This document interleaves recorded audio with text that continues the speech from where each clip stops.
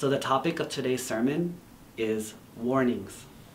Recently, let's take the case of a young man who came from Thailand to study at a school here.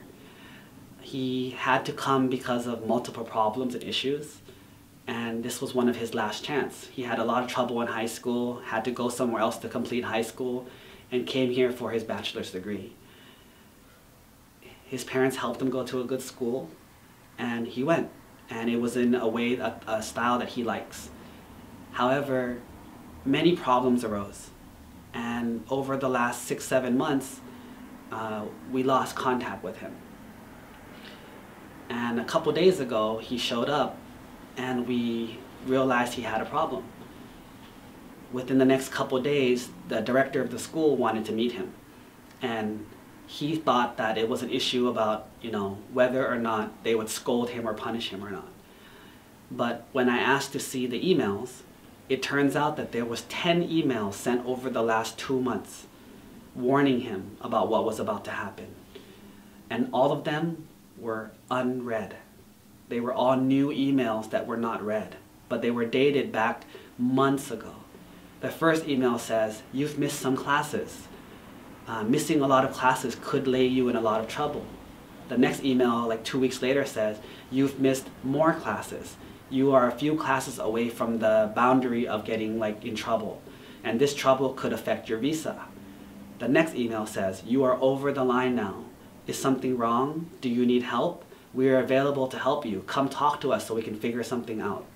The next email read, "You are way over the line now. Your visa is in jeopardy. If you do not contact us soon, we will have to make a decision." And the next 3 emails were all the same, and they were all 2 weeks later, 2 weeks later. And finally, the last email was, "Due to the current state of things, we have come to a decision. Please come tomorrow at 3 p.m. and hear our decision and our explanation."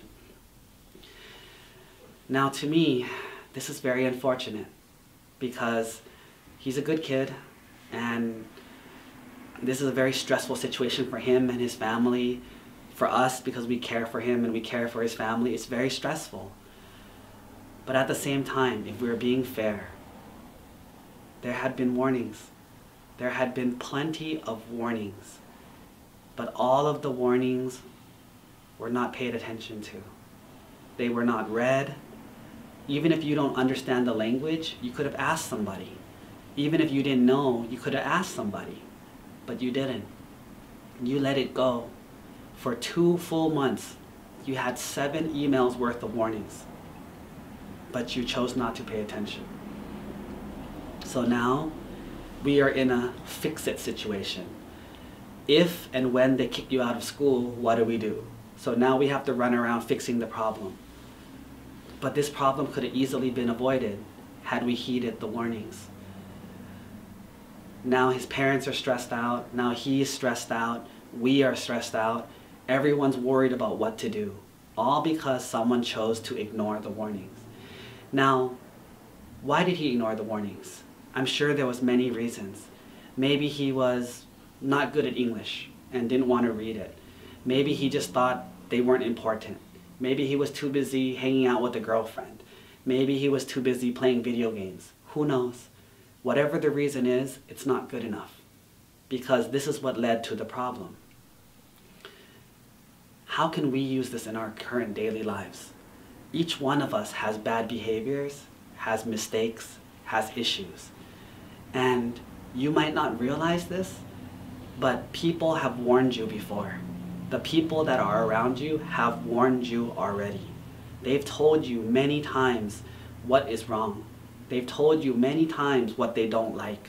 They've told you many times what you need to fix. Yet, we choose to ignore the warnings.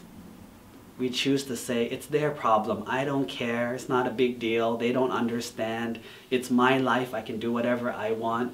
We have all these excuses, and we ignored all the warnings. So, guess what? Look what happened to this young boy. He's gonna get into big trouble. Guess what? What's gonna happen to you? What's gonna happen to me?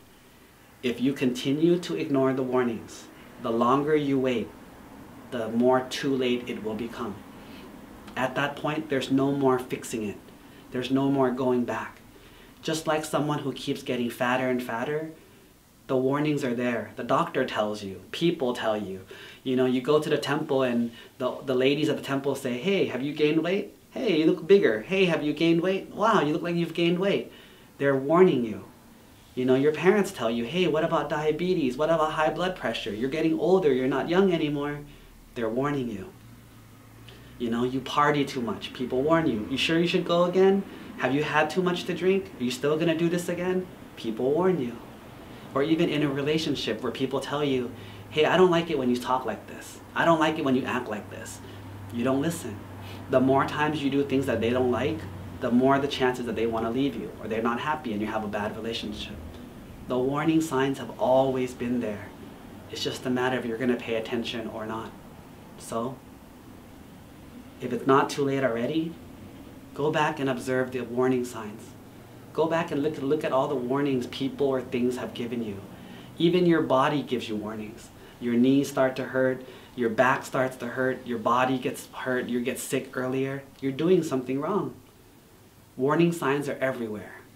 Don't ignore them anymore, or else the punishment is all yours.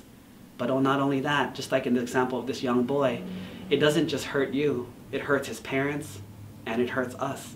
Anyone who's connected to you and loves you will all be hurt due to your ignoring the warnings, and that will hurt you even more. So, be careful. Pay attention to the warnings before they're too late.